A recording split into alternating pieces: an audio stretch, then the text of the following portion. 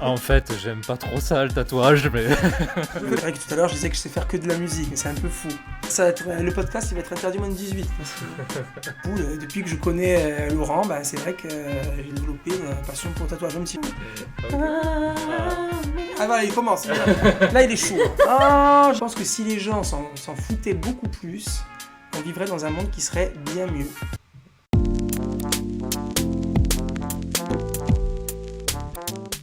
Bon, alors bienvenue sur les Inséparables podcast. Je suis Laurent. Je suis Ludivine. Et aujourd'hui, on est en compagnie on est en bonne compagnie, enfin peut-être, je sais pas. On est avec Fred et J.A. On est là. Groupe Playout, des copains et aussi des super musiciens. Oui, je suis. Et on va voir un peu aujourd'hui ensemble un peu leur parcours, leur histoire. On veut tout savoir. On veut tout savoir, même des choses que vous voulez pas nous dire. Yeah. Donc en gros, vous avez formé il y a quelques temps. Ça fait combien de temps maintenant vous avez formé le groupe Playout? Ça commence à faire quand même. Moi, on a calculé l'autre jour, ça fait 4 ans que je suis dans le groupe, mais C'est ça parce que voilà. avant il y avait un autre batteur. Et avec le Covid, entre une chose et l'autre, le batteur est parti, je l'ai remplacé. Et du coup, depuis le Covid, on est tous les deux et on reste à deux et ça fonctionne très bien pour l'instant. 4 ans que je le supporte. Déjà. Qui me supporte aussi quand même, faut dire.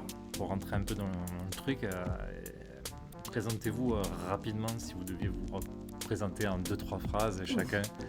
Allez-y. 2-3 phrases, rien que pour moi, 2-3 phrases. Tu peux faire plus si tu veux, hein. Moi je te donne un minimum syndical. C'est là, comme ça, sans filet, faut que je me balance comme ça. Alors. Commence-toi et après moi je me calcule sur ce que tu dis.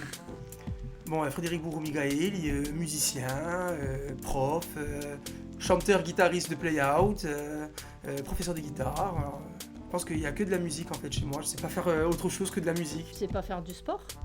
Oula. Le sport c'est pour la scène. Ouais, on va dire ça comme ça, je suis pas très grand sportif. Oui. Le sportif dans le groupe, c'est moi, ouais. Il paraît que ça fait un peu des pompes avant de monter sur scène. Il faut avoir le pump. Les gens ils viennent pour voir le show, donc on leur donne du show, c'est ça. La veine soit apparente, c'est ça? Exactement, ouais. Il est assis derrière sa batterie tranquille, il fait rien, c'est normal aussi. Un peu qui entretienne la machine. Et pas debout à chanter avec une guitare. Putain, ces batteurs, sans déconner. Pire race. Il paraît aussi qu'on peut vous voir déambuler en caleçon dans les coulisses régulièrement. C'est sexy en caleçon d'ailleurs.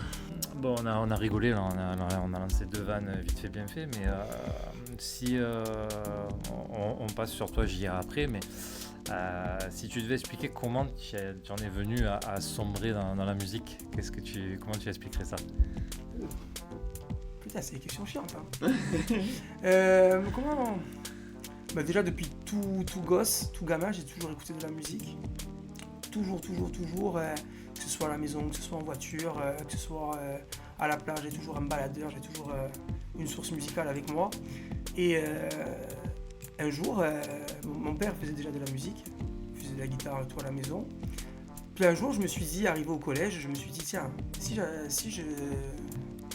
j'apprenais à jouer de la guitare pour reproduire ce que j'écoute. C'est la satisfaction première, c'est vraiment reproduire ce que j'entendais.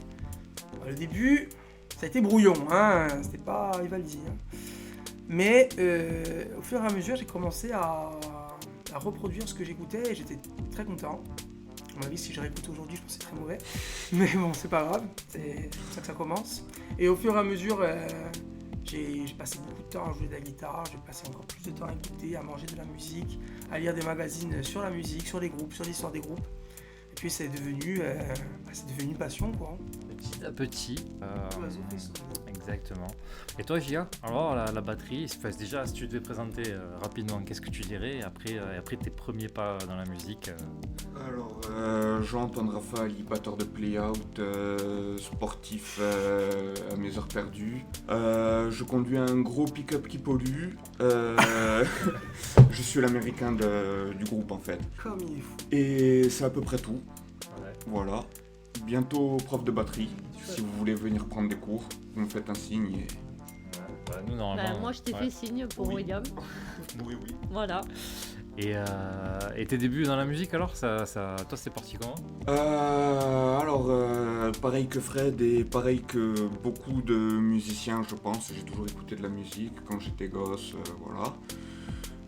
J'ai voulu faire de la batterie depuis que j'étais pré-ado, 12-13 ans. Et je sais pas, la batterie ça m'a toujours attiré, tout ce qui est rythmique, même si c'est juste taper sur une table, trouver des rythmes, ce genre de choses. Et un jour je me suis acheté une paire de baguettes et j'ai commencé en tapant sur le coussin, sur mon lit, comme ça. Et il y a un ami d'enfance qui commençait à faire un groupe et il m'a dit la salle où on répète, il y a une batterie, tu prends tes baguettes, tu viens et tu commences à jouer. Et j'ai commencé un peu comme ça. Du coup, maintenant, ça fait plus d'une quinzaine d'années que j'ai commencé en autodidacte. Et je continue d'apprendre et de progresser. Donc pour l'instant, ça se passe plutôt bien et j'espère que ça va continuer le plus longtemps possible. Et j'ai une question, il faut des muscles pour faire de la batterie? Non, absolument pas. C'est juste pour le show. Parce qu'il y a là... En fait, ce qu'il y a, c'est que nous, les batteurs, bon, à part avec Payout, parce qu'on est un duo, donc c'est pas pareil niveau positionnement sur scène, mais nous, les batteurs, on est toujours en arrière. Et il y a de très bons batteurs qui bougent pratiquement pas quand ils jouent. Ils sont très relax, très... Charlie Watts, par exemple, le batteur des Stones, il restait très comme ça, il bougeait juste un peu la tête et voilà. Mais la batterie... c'est de là que vient le groove en général. C'est nous qui donnons l'intensité au morceau, on fait monter, descendre et tout. Et vu que je suis autodidacte, j'ai développé mon style à travers les clips et les lives que je regardais quand j'étais gamin. Et j'ai toujours regardé et écouté beaucoup de groupes où les batteurs étaient très visuels, à faire des grands gestes, les cheveux longs, ça bouge de tous les côtés, machin. Et je me suis dit, si un jour je joue de la batterie, c'est comme ça que je veux jouer. Et c'est comme ça que j'ai appris à jouer en fait.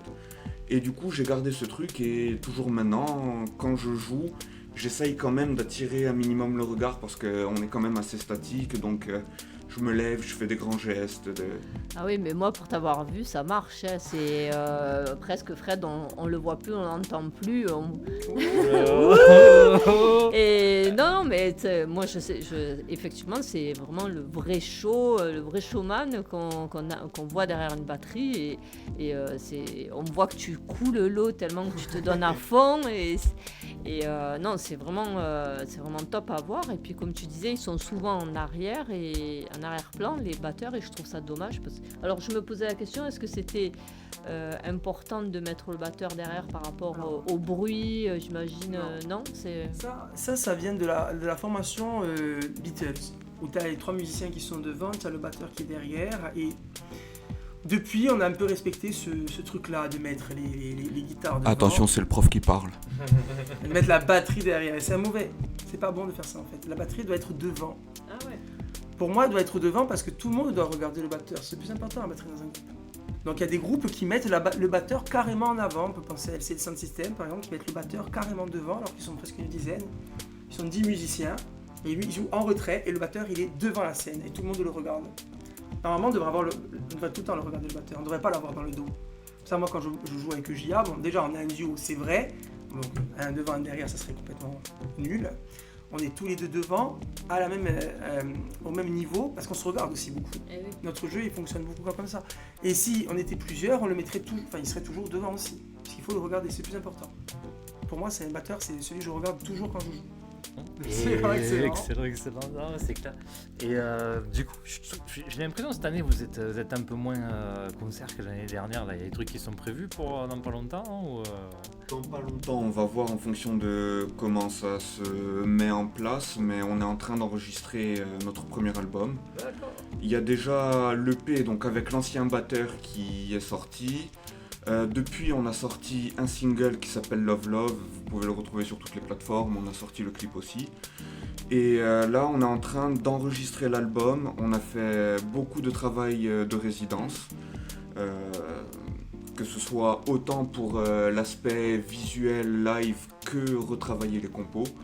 Donc dans l'album, il y aura tous les morceaux qui sont déjà sur l'EP qui est sorti, qui vont ressortir mais retravaillés, version plus moderne et plus aboutie. On prend plus le temps en fait, parce Voilà. que on a, sur ces 4 années, on est quand même, on va pas aller vite, mais on a fait quand même pas mal de choses.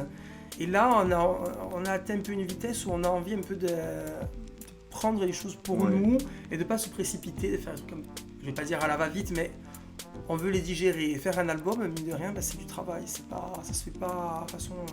Mais, Ça se fait pas en 2 secondes, quoi. Donc on a envie de réfléchir à des trucs, on a envie de réfléchir, de se poser, de réfléchir à des nouveaux arrangements, des trucs... C'est quand on est un groupe live, donc les compos ils sont spontanés quand on les joue en live, mais quand on les pose sur un album, c'est plus la même chose. Donc il faut retrouver cette énergie du live, qui en même temps n'est pas du live parce que c'est du studio, et on va pas se mentir, on n'est pas en live dans un studio, même s'il y a beaucoup de groupes qui disent qu'ils enregistrent en live, c'est C'est très compliqué. c'est complexe, ouais, voilà. Il y a du vrai, il y a du faux, on peut reproduire du faux live en studio, enfin bref. Mais il faut garder cette énergie-là tout en jouant avec ce phénomène de studio qui est quand même différent de la partie qu'on connaît nous en live. Surtout que nous, avec JA, on travaille toujours tous les deux. Quand on joue ensemble, c'est toujours tous les deux, c'est toujours... et c'est très live même quand on joue ensemble. Donc, je vous ai posé ça comme question parce que tu m'avais raconté quand vous étiez monté à Paris avec cette espèce de concert un peu improvisé où vous avez chopé les guitares à droite, à gauche, que vous étiez éclaté, quoi, tu vois. Ça, du coup, vous devez vous languir de reproduire ce genre d'expérience-là, non? ça, c'est un truc qui nous manque un peu, mais bon, ça va revenir très rapidement et il faut que ça revienne de toute manière. Mais ça reviendra. Mais ce concert à Paris, c'était cool, c'est bien que tu en parles parce que justement, pour une fois, on n'était pas là à jouer à domicile avec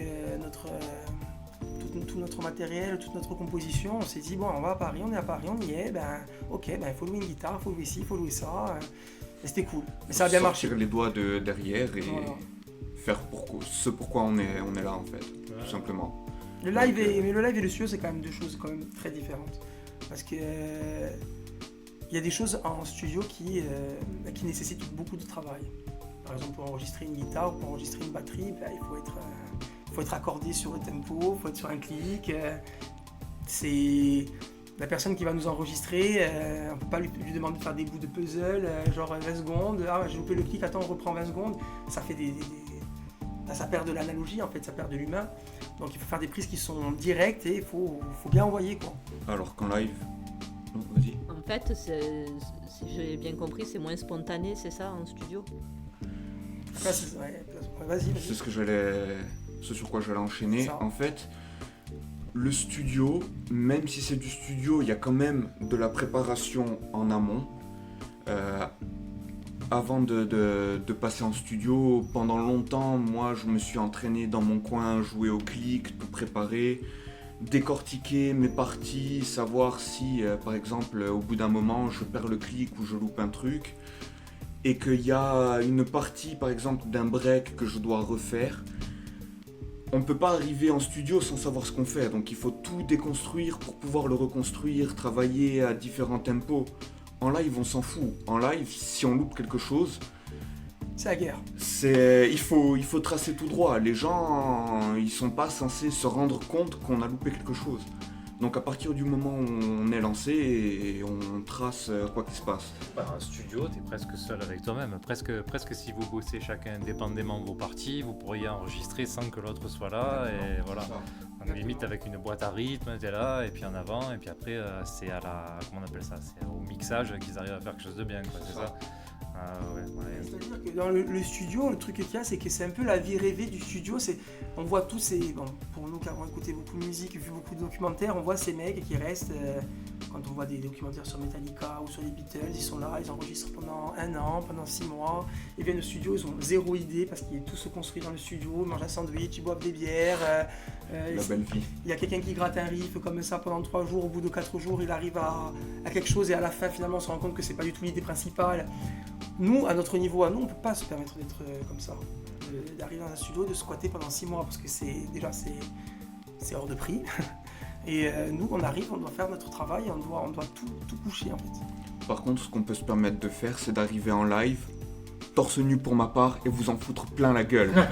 Bim On vous invite d'ailleurs à aller les voir quand dès que ça se représentera. Donc les réseaux qu'on va mettre sous le podcast, vous vous abonnez, vous suivez, vous mettez les cloches, dès qu'il y a des notifs, et bien en avant, vous foncez, achetez un ticket, allez les voir, c'est ce qu'il faut faire, allez les écouter sur Spotify, mettre des petites notes aussi comme nous là sur les podcasts pour les faire remonter là, voilà.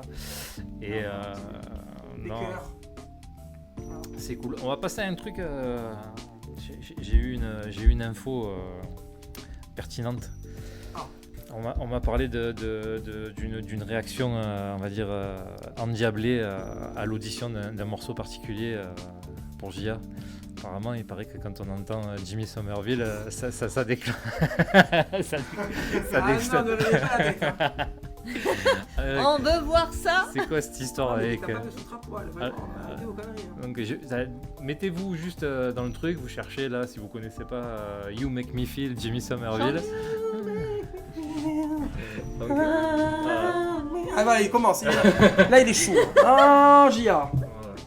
Calme down. Voilà, donc il paraît que si on veut voir de la chair fraîche, il suffit de mettre ce morceau en bande son et puis c'est parti quoi. Qu'est-ce qui se passe? C'est quoi l'histoire? Je sais même pas, c'est...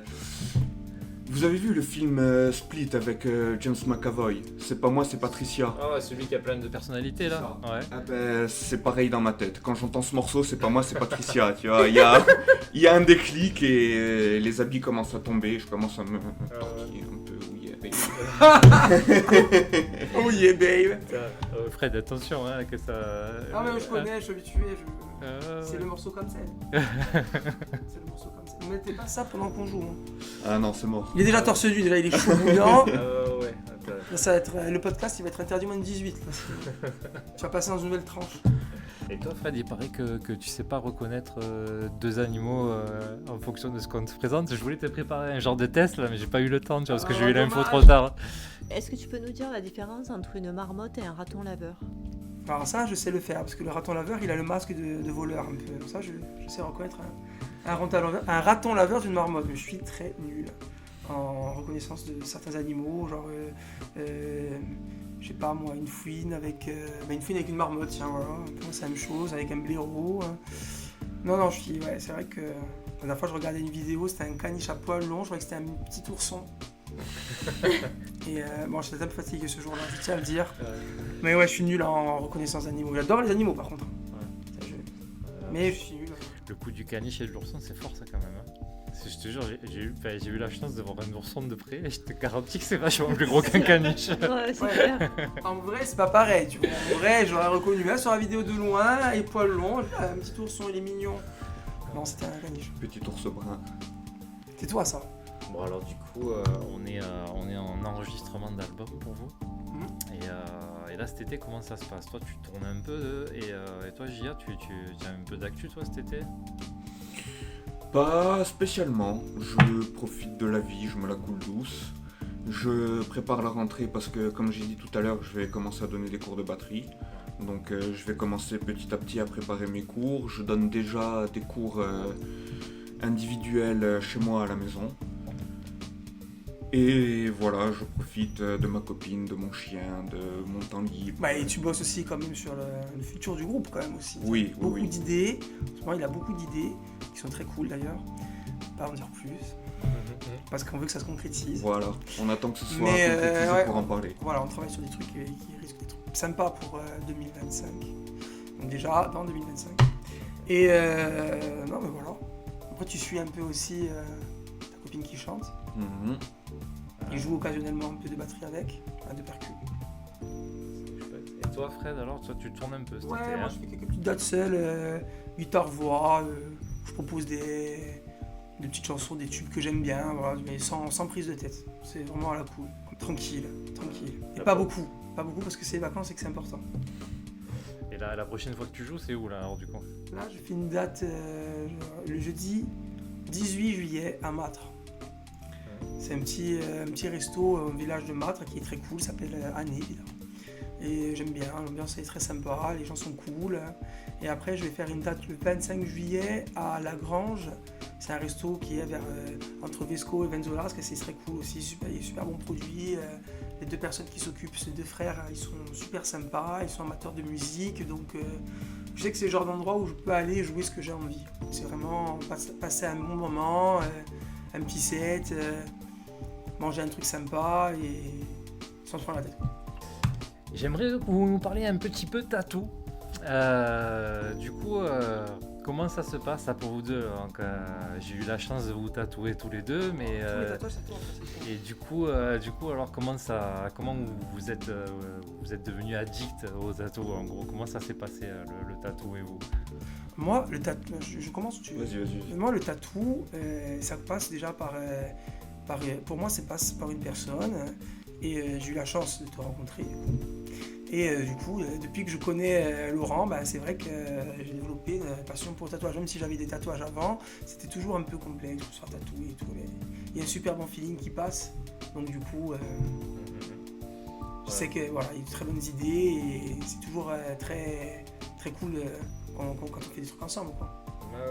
Ouais, et puis maintenant on a sympathisé à tel point que la dernière fois elle a réussi à me faire chanter sous le vent dans un karaoké dans un bar, tu vois. Il a fait ses lignes, tu t'as raconté ça. C'est C'est énormissime. Un grand. Bon, et toi, Gia, vas-y, on en parlera après si vous voulez de ça. Mais... On avait bien rigolé. Oui. Et toi, Gia, vas-y, raconte-nous un peu le tatouage. Tatouage, très bonne question. Je sais pas exactement. Je sais juste que c'est venu et c'est jamais reparti. Exactement. En fait, j'aime pas trop ça, le tatouage, mais. Je fais parce que c'est cool. Les c'est gens beau. tatoués, je les fréquente pas trop, j'aime pas, je trouve que ça fait sale. Non, je sais pas, je sais pas, Voilà. Ils ont une signification, tes tatous? Pas tous. Ce bras-là, c'est le bras musique. 99% fait par Laurent ici présent. C'est juste pour crier mon amour du blues, de la country, du rock, un peu tous les groupes que j'écoute, c'est un mix de plein de choses. J'en ai un sur l'épaule aussi, mais il faut que j'enlève la chemise et j'ai un peu la flemme. Envoie la musique. Et mon autre bras, c'est le bras un peu ce qui me passe par la tête. Il n'y a pas grand chose pour l'instant, j'ai juste l'épaule et l'intérieur du bras. Et ça, c'est juste un peu tout ce que je trouve de plus basique dans les tatouages. Je fais des mix de tout ça et je me dis pourquoi pas. Voilà.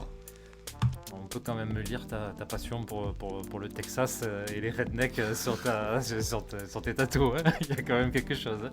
Parle-nous-en de ça d'ailleurs. Ellie. Tu me parais que tu as une belle paire de Santiago. Pas aujourd'hui. Il est en sandales aujourd'hui. Non, c'est lui. Il a les des Santiago. claquettes. Non, aujourd'hui c'est basket normal. Ouais, ma paire de Santiago, en fait, l'an dernier pour mes 30 ans, j'ai décidé de me faire le voyage de mes rêves qui était un road trip aux États-Unis. J'ai commencé par une semaine au Canada chez un couple d'amis qui m'a hébergé. C'était génial, je me suis régalé. On a eu jusqu'à moins 25. Et non, c'était bien. Au bout d'un moment, il fait tellement froid qu'en fait, on s'en fout de la température. T'as juste froid et tu sais que t'es obligé de bouger pour rester en vie. Donc c'est à peu près la seule chose que tu gardes en tête, tu vois. Mais on s'est plutôt bien amusé pendant une semaine. Ça, tu dormais pas, tu sais, c'est mon petit coup. Et... J'ai tout ça en fait.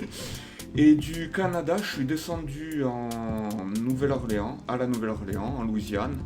Du coup, je suis passé de moins 25 à 35 en quelques heures.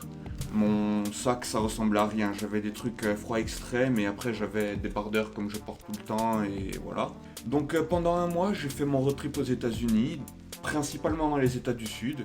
J'ai vu à peu près tout ce que je voulais faire. Donc, j'ai fait une dizaine de jours en Louisiane. J'ai bougé un peu partout et j'ai fini mon trip au Texas où j'ai acheté une paire de Santiago que j'aime énormément. Et dès que les températures descendent en dessous des 20 degrés, C'est pas un vrai, je suis hein, sûr parce que je mets les c'est pas un Santiago. vrai, hein, parce que normalement tu devrais les avoir à Santiago tout le temps. Et je vais pas mettre le Santiago avec le short. Ah bah oui. Oui, pourquoi pas. Comment fait Du cuir, des poils Et puis le short est très très très court. Du cuir, des moustaches, des Santiago. Oh yeah. Je sais même pas si Chuck Norris il a osé faire ça un jour. Non, c'est Chuck Norris, non, c'est Santiago. Je voulais parler aussi, c'est des multitalents de Fred.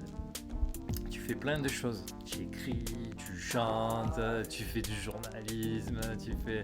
Voilà. Qu'est-ce que c'est cette histoire de multicasquette alors, De du coup, multicasquette. hein, un peu. Parce que j'ai...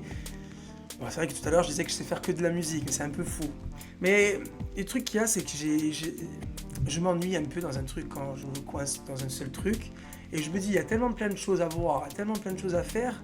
Alors attention, faut pas être je fais tout et rien, ça c'est pas bon. Mais une fois que ce qu'on sait faire, on le fait de façon plutôt cool, pourquoi ne pas voir ailleurs? Et c'est toujours un lien. Alors c'est vrai que j'écris des articles pour un journal, un magazine insulaire, mais ça reste toujours dans ce que j'aime faire. Donc c'est toujours partir à la rencontre de gens qui ont des métiers un peu, alors, je vais pas dire particuliers, mais c'est toujours autour. J'ai eu tatouage, j'ai eu sur la musique, donc ça reste quand même sur des passions que j'aime bien, la pop culture, les gens qui ont des métiers un peu particuliers, qui ont des choses originales à proposer.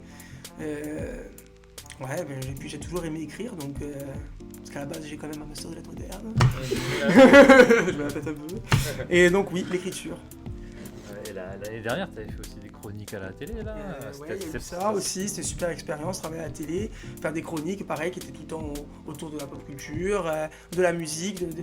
En fait, on arrive toujours à retrouver des segments qui nous plaisent et on les lit ensemble. Voilà, demain, je ne pense pas, je préfère dire je pense pas, que je m'aventurerais à faire un papier, un billet sur la politique, sur des choses comme ça. Je me sens pas à ma place, je me sens pas légitime d'aller interviewer un sénateur ou un député, à moins qu'il y ait un rapport peut-être original par rapport à la musique, par rapport à la pop culture.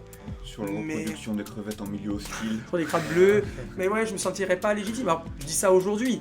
Peut-être que dans 10 ans, je vais changer et peut-être que je serai spécialiste de la crevette ou de la politique, j'en doute. Mais plus de la crevette, j'imagine.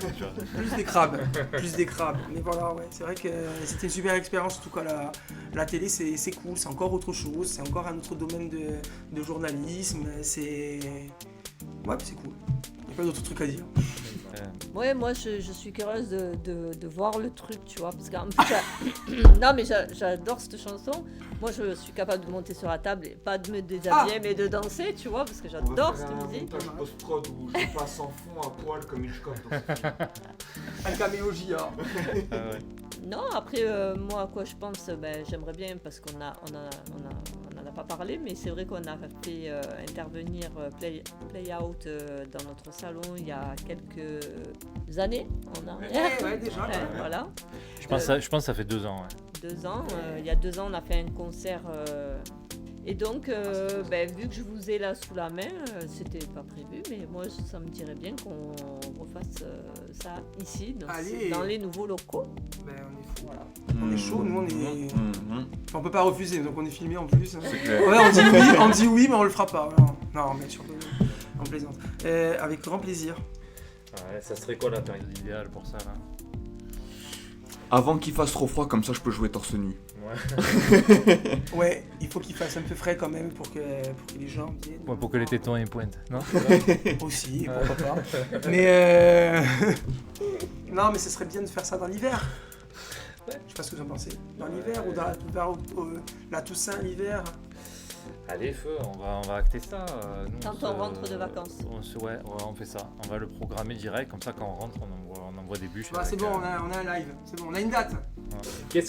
Si on devait clôturer, qu'est-ce que vous diriez, les gars, sur votre expérience, ou peu importe, n'importe quoi, qu'est-ce que vous voulez dire? Essayez de... Sois précis dans tes questions. J'ai pas de précision là, vraiment, ils sont en roue libre, je les laisse en freestyle. Ouais, moi j'ai un truc à dire. Il faut que les gens ils s'aiment. C'est très con ce que je veux dire, mais il faut que les gens ils s'aiment. Il faut que les gens ils participent à des trucs culturels, qu'ils aillent voir de la musique, qu'ils regardent des émissions sur la musique, sur la mode, sur le cinéma, sur tout le truc culturel, parce que c'est hyper important pour la construction de l'humain, pour la construction d'un ado, pour tout ça. Il faut qu'un ado il voit qu'il y ait de tout, qu'on fait tout, qu'il peut y avoir des gens avec des cheveux bleus, avec des cheveux roses, avec des cheveux rouges, et que ça n'enlève pas leur âme et que ça n'enlève pas leur humanité, et qu'on arrête de stigmatiser et de juger les gens, toujours à juger les gens, toujours être dans le jugement. Et je pense que si les gens ils étaient moins comme ça, c'est que c'est très, très pacifique ce que je suis en train de dire, mais je pense que si les gens s'en foutaient beaucoup plus, on vivrait dans un monde qui serait bien mieux. Voilà, tout simplement, c'est tout ce que j'ai envie de dire. C'est beau. Ouais, Oui. très beau. Ouais, Très ouais. inspirant. Ouais, j'ai niqué l'ambiance. Je te couronne Miss France. Et toi, J.A., qu'est-ce que tu voudrais ajouter après ce La beau, même chose, mais après ce beau Lui, message? c'est la même chose, on mais se avec moque. des gens à poil. La même chose avec des gens à poil. C'est tout. Non, moi ça va être beaucoup plus rapide et soft. C'est juste essayer de trouver et de garder le fun dans ce que vous faites. Ah ben voilà. Pas Tout beau, ça. simplement. Tout ça c'était Voilà. c'était beau. Ça on va la retenir. Putain, bouillard. Il est Essayez bon. de garder le fun parce que... Faites ce qui vous plaît. Voilà. Faites ce qui vous plaît. Faites ce qui vous plaît, Plaît, même ouais. si ça vous plaît pas, essayez de trouver un truc auquel vous pouvez vous accrocher et faire en sorte qu'il y ait un peu de fun dans tout ça, sinon ça devient vite Ah, chose chiant. avec et fun, ouais, c'est ça. si on se fait chier, après on fait plus rien. Ouais, c'est ça, il faut faire les choses d'abord pour s'amuser et pour partager, comme tu disais, là, enfin, il faut que les gens ils s'intéressent. Moi, ce que je voulais rajouter un peu à ce qui a été dit, c'est que, comme tu disais, c'est bien que les gens, surtout les plus jeunes, ils s'intéressent à aller voir des trucs qui durent un peu plus que 15 ou 30 secondes sur le téléphone, tu vois. Et malgré le fait que ça soit très addictif, ce genre de truc-là, mais c'est quand même bien d'aller faire du fond un peu, et d'aller chercher, d'aller creuser, et de développer cette curiosité-là, et d'apprendre de l'autre. Ouais, c'est plutôt un beau message, je pense, pour finir tout ça. Allez au cinéma. Et pas pour voir Avengers. Et n'oubliez pas de nous suivre sur les réseaux parce qu'il y a du nouveau qui va arriver assez prochainement. Follow us. Donc je mettrai tout ce qu'il faut dessous. Le groupe s'appelle Playout, la page Instagram forcément s'appelle Playout. Est-ce que vous avez d'autres supports ou On a un Facebook aussi. Playout. Facebook, Insta, chaîne YouTube. Deezer, on est sur Deezer, sur Spotify, Ouais. sur. Je crois qu'on n'est pas sur Apple Music. Ils ont pas voulu de nous. On Steve Jobs n'était pas d'accord, enfin, il est mort en même temps. On était trop bons pour eux. Ok, d'accord, donc tous ces réseaux-là, machin, je mettrai tout en dessous de la description. Et pareil pour nous, on en profite, hein, si vous nous aimez, montrez-le nous, commentaires, étoiles, machin, voilà, on est des... J'y ai à poil.